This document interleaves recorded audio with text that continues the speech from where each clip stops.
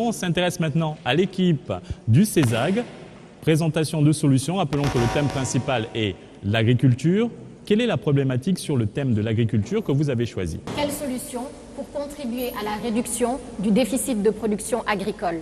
CESAG, vous avez 6 minutes pour nous convaincre et n'oubliez pas, ensemble, c'est à vous.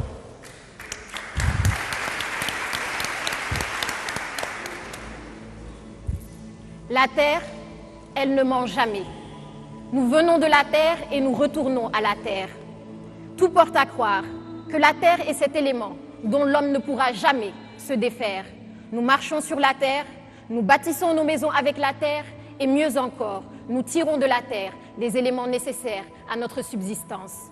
L'agriculteur est par définition cet artiste qui façonne la terre afin d'en tirer le rendement le plus élevé tout en maintenant sa fertilité.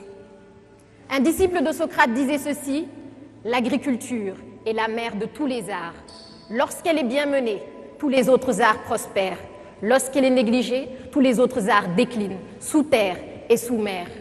Partant de là, permettez-moi de renommer l'agriculture comme étant le 8e art.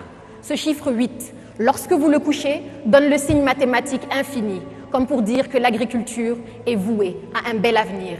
Mesdames et messieurs, chers membres du jury, bonjour. Je m'appelle Béatrice Sagna et je suis chargée de vous parler d'une problématique cruciale de développement. Quelles solutions pour contribuer à la réduction du déficit de production agricole? Pour ce faire, abordons tour à tour le problème qui se pose, la solution que nous préconisons et enfin l'impact de la solution. Le déficit de production agricole signifie que nous consommons plus que ce que nous produisons.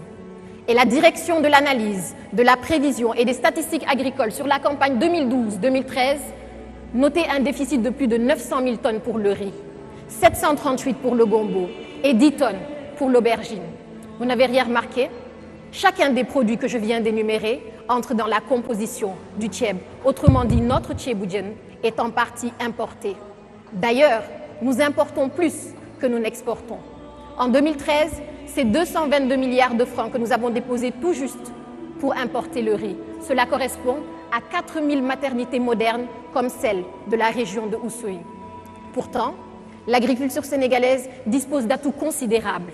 Des ressources en eau, 30 milliards de mètres cubes. 3 800 000 hectares de terres cultivables, correspondant à 5 322 219 terrains de football aux normes de la FIFA. Une population de 14 millions d'habitants, dont les 2/3 ont moins de 25 ans. Alors comment expliquer ce paradoxe qui existe entre le potentiel d'une part et le déficit d'autre part? Raison pour laquelle, pour mettre en lumière cette mine d'or qui se trouve sous nos pieds, il convient de s'interroger sur une question. Quelle solution pour contribuer à la réduction du déficit de production agricole?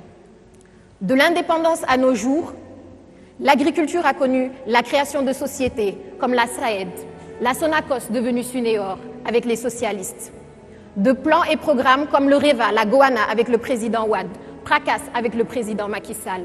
Et si chacune des actions entreprises a permis de réduire ce déficit, il convient d'être encore plus percutant. Mais comment? Les experts de l'agrobusiness et de l'agronomie s'accordent à dire qu'il y a 5 facteurs clés de succès pour une agriculture productive. L'eau, la terre, une main-d'œuvre qualifiée, la mécanisation et le financement. Notre solution englobe ces 5 axes et se veut inclusive. C'est pourquoi nous avons opté pour les domaines agricoles communautaires comme solution pour réduire le déficit. Mais les DAC, c'est quoi? Ce sont 10 sites agricoles installés à travers le pays de 1000 à 5000 hectares sur initiative de l'État et sur un horizon de 5 ans. Ils comprennent de vastes étendues de terres dotées d'infrastructures pour résoudre le problème de l'accès aux terres et de la mécanisation, un incubateur d'entrepreneurs agricoles pour booster les qualifications et un pôle de compétitivité économique pour créer de la valeur. Jean-Pierre Senghor, coordinateur du PRODAC, annonçait un financement de 100 milliards pour financer ce programme, parce que l'agriculture aussi est une question d'investissement. Ce montant sera financé par un partenariat public-privé pour le développement de l'agriculture sénégalaise.